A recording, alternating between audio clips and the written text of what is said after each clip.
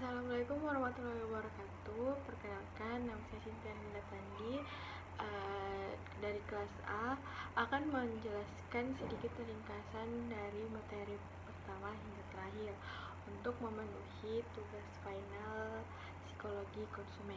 Jadi yang pertama itu ada yang namanya hakikat psikologi konsumen pada perilaku konsumen. Nah, psikologi konsumen adalah cabang ilmu psikologi yang mempelajari tentang perilaku konsumen sebagai cabang ilmu psikologi yang ditunjukkan untuk mengkaji preferensi konsumen pada barang dan jasa yang ditawarkan produsen dan dampaknya terhadap adat istiadat dan kebiasaan. Terus yang kedua itu adanya pendekatan psikologi konsumen. Nah, psikologi konsumen itu merujuk pada studi bagaimana kita berhubungan dengan seseorang atau dengan barang dan jasa yang akan digunakan dalam kehidupan sehari-hari. Nah, psikologi konsumen dapat berupa individu, kelompok, ataupun organisasi yang mereka miliki dalam peran yang berbeda dalam bentuk perilaku konsumsi. Mereka mungkin berperan sebagai inisiator, influencer, buyer, payer, and user. Nah, psikologi konsumen memperlihatkan beberapa tahap sebelum terjadinya pembelian, ada saat pembelian, dan setelah selanjutnya ada beberapa istilah konteks dalam psikologi konsumen.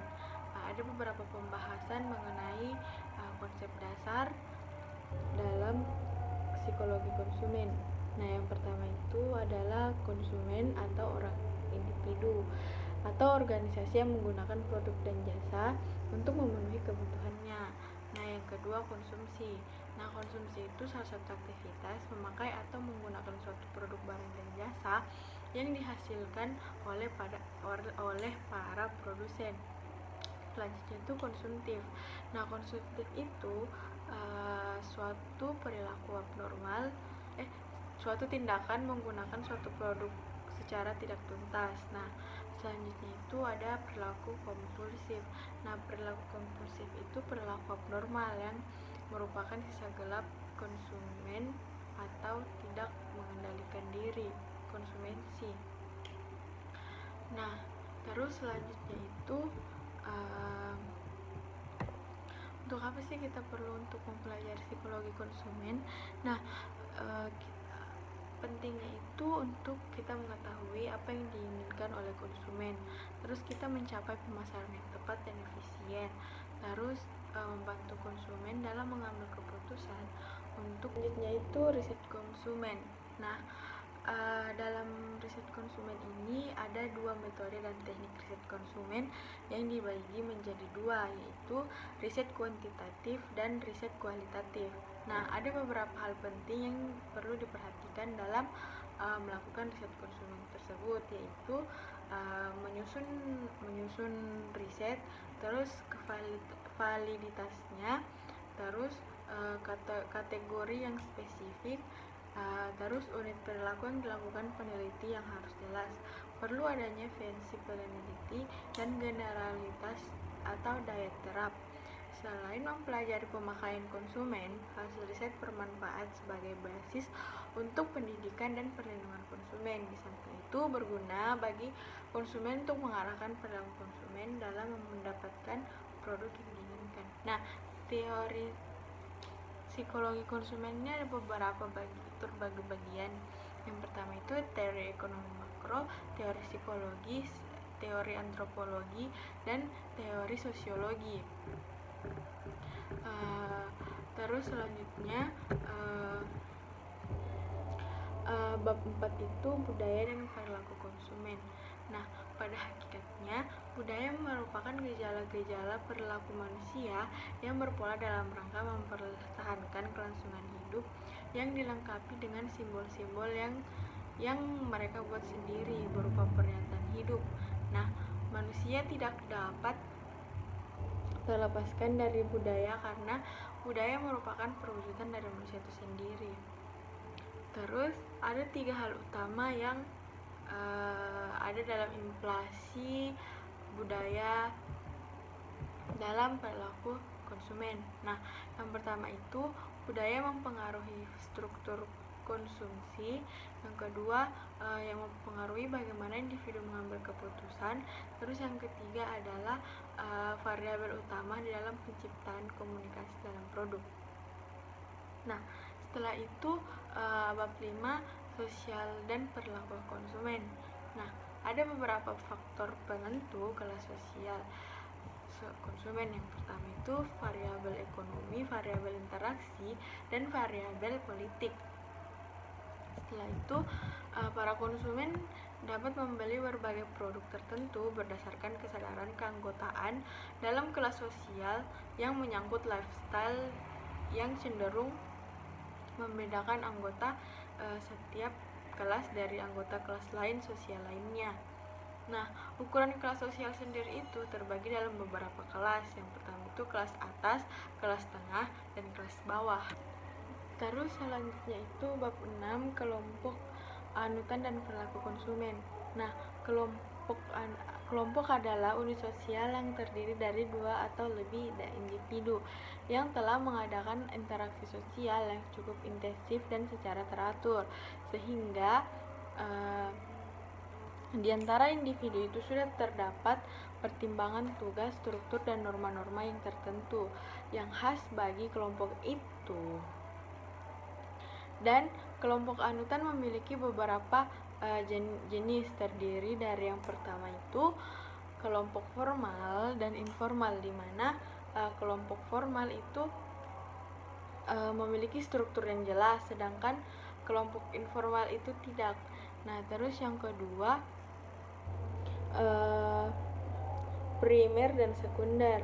Nah, kalau primer itu interaksi secara langsung kepada anggota yang berada di depannya, sedangkan sekunder itu tidak. Nah, terus yang keempat itu aspirasi sosial, di mana aspirasi rasional, di mana seseorang bercita-cita bergabung atau menandingi grup referensi aspirasional. Setelah itu yang kelima disosiatif, di mana seorang berupaya menghindari atau menolak grup disosiatif tersebut.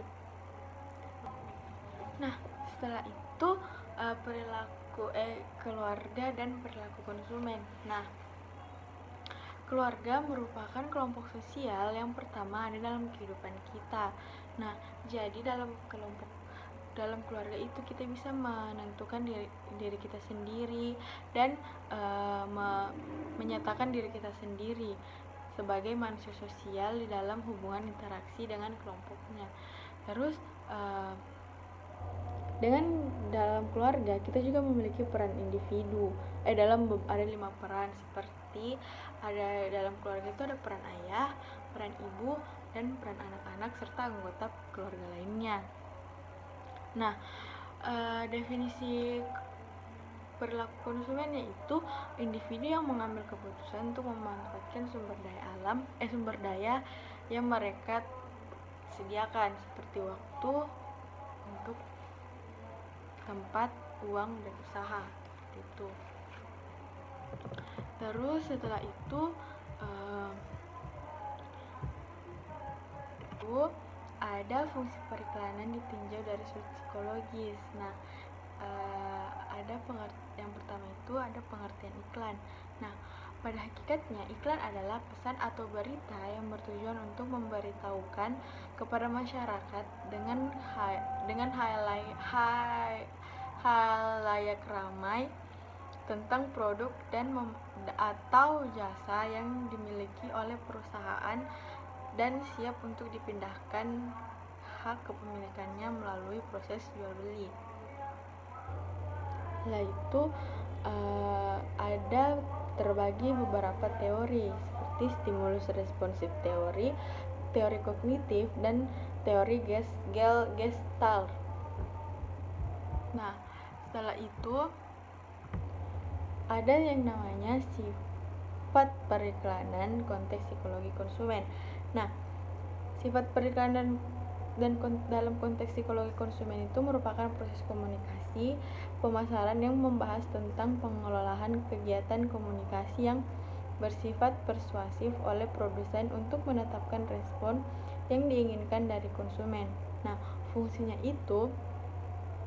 iklan dalam konteks pemasarannya itu untuk adanya periklanan dapat membantu pelaku ekonomi tetap memproduksi produk mereka. Dalam sebuah iklan harus memiliki pesan terhadap produk yang ditawarkan, target pemasaran dan tujuan produk tersebut, sehingga mendorong terjadinya penurunan penilaian yang. Nah, tujuan dan fungsi perilaku konsumen itu deskriptif, prediction, explanation, dan controlling. Nah, karakter konsumen dalam konteks psikologi berkenan dengan menghubung antar penciptaan suatu produk dan peluang penggunaannya oleh individu dengan proses mental atau biasa disebut dengan proses psikologis. Nah, karakteristik sebagai individu maupun kelompok aspek-aspek psikologi mempertimbangkan secara strategi pemasaran. Setelah itu perilaku yang kompleks konsumen yang kompleks perilaku, terus konsumen yang mengurangi ketidaksesuaian perilaku konsumen dan mencari variasi dan perilaku konsumen menurut kebijakan ringkasan materi dari bab 1 sampai bab terakhir. Lebih dan kurangnya mohon dimaafkan. Assalamualaikum warahmatullahi wabarakatuh.